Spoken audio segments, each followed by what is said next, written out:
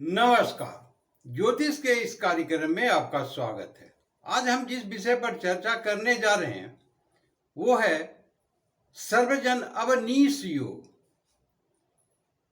ये सर्वजन अवनीश योग क्या है, जन्म कुंडली में किस प्रकार से बनते हैं, इस पर हम विस्तार पूर्वक समझने का प्रयास करेंगे।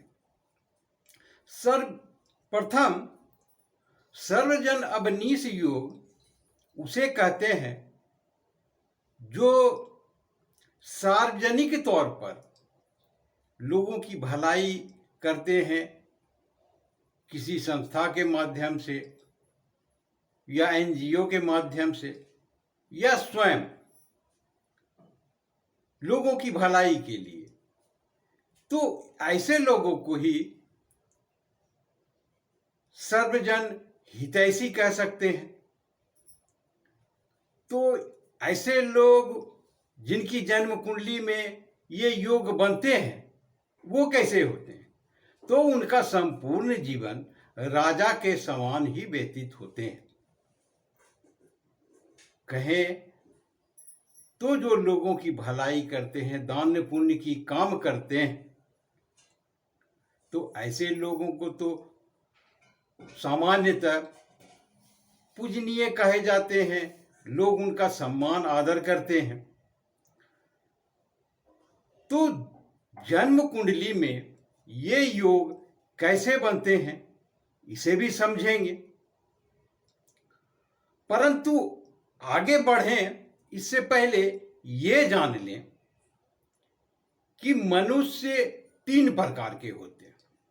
एक निजी जीवन जीने वाले, जिसे किसी से कोई मतलब नहीं होता, किसी के सुख दुख से कोई लेना देना, ज़्यादा इंटरेस्ट नहीं रखते। दूसरे होते हैं जो सार्वजनिक तौर पर सभी के हितों की बात, उनकी भलाई के लिए कुछ कार्य करते हैं। और तीसरे वो होते हैं जो मध्यम कह सकते हैं, रहते तो है निजी जीवन में, परंतु वो सार्वजनिक सेवा जब भी कभी मौका लगता है तो वैसे भी वो करते हैं। तो इस प्रकार के सामान्यतः मनुष्य के जीवन में आपको देखने सुनने को मिलेंगे। अब आते हैं जन्म कुंडली में ये योग किस प्रकार से बनते हैं, उसे जानने और समझने का प्रयास करते हैं। अब किसी भी जन्म कुंडली में हो, कोई जरूरी नहीं जो मैं बता रहा हूं कि मेष लग्न की ये कुंडली है उसी के आधार पर तो नहीं। आप कोई भी जन्म कुंडली में हो परंतु दूसरे भाव का स्वामी तीसरे भाव में हो, अर्थात कहें तो दूसरे भाव का ये स्वामी शुक्र तीसरे भाव में है। यदि दूसरे भाव का स्वामी तीसरे भाव में हो तो समझें कि इनकी शुरुआत हो गई, यानी कि कहें तो ये सर्वजन हितैषी या सर्वजन अवनीश योग इसकी कुंडली में बन रहे हैं। मैं आपको इनके कई गुण बताऊंगा, जिनमें से जितने अधिक होंगे वैसे व्यक्ति सर्वजन अवनीश योग के अंतर्गत आएंगे। ये ना समझें कि जो मैंने सभी बताए हैं वो सभी गुण इनमें होंगे तो ही होंगे, क्योंकि जितने अधिक होंगे तो उनकी क्वालिटी और क्वांटिटी दोनों ही अधिक होंगे, यदि कम होंगे तो उनकी क्वालिटी और क्वांटिटी दोनों कम होंगे।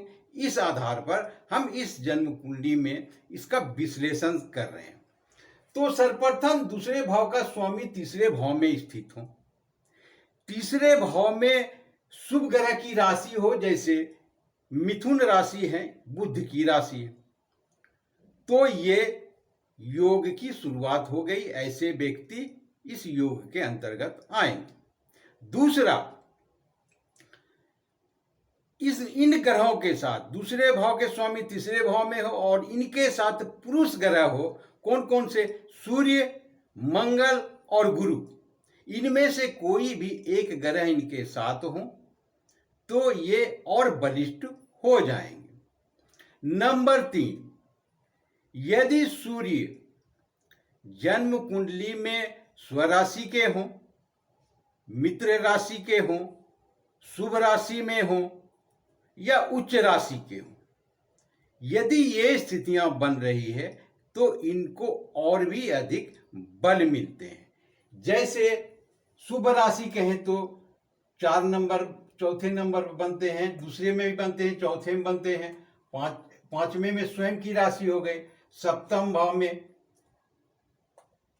11वें भाव में और 12वें भाव में, तो ये 9वें भाव में। तो ये इस प्रकार से सूर्य की स्थिति हो तो इनको और अधिक बल मिलते हैं। चौथा है कि यदि तीसरे भाव पर किसी भी शुभ ग्रह की दृष्टि पड़ रही हो, जैसे चंद्रमा की दृष्टि पड़ रही हो, शुक्र की दृष्टि पड़ रही हो, बुध की दृष्टि पड़ रही हो या शुक्र की दृष्टि पड़ रही हो, इन पर अब यदि शुभ ग्रह की दृष्टि तीसरे भाव पर हो तो इनको और अधिक बल मिलते हैं। तो इस प्रकार से जो मैंने बताया, आपकी जन्म कुंडली में जितने ही ज्यादा इसमें योग बनेंगे, जो मैंने बताए हैं इस तरह की स्थितियां, तो उतने ही ये योग स्ट्रॉन्ग और बलिष्ठ होंगे और उनका प्रभाव उसी प्रकार से होंगे। तो ये था एक छोटा सा वीडियो। आशा करता हूं आपने अवश्य पूरे देखे होंगे। वीडियो अच्छा लगे तो आप लाइक करें, बहुत अच्छा लगे तो आप सब्सक्राइब करें आगे की वीडियो देखने के लिए। आपने पूरा वीडियो देखा, इसके लिए बहुत बहुत शुक्रिया, धन्यवाद।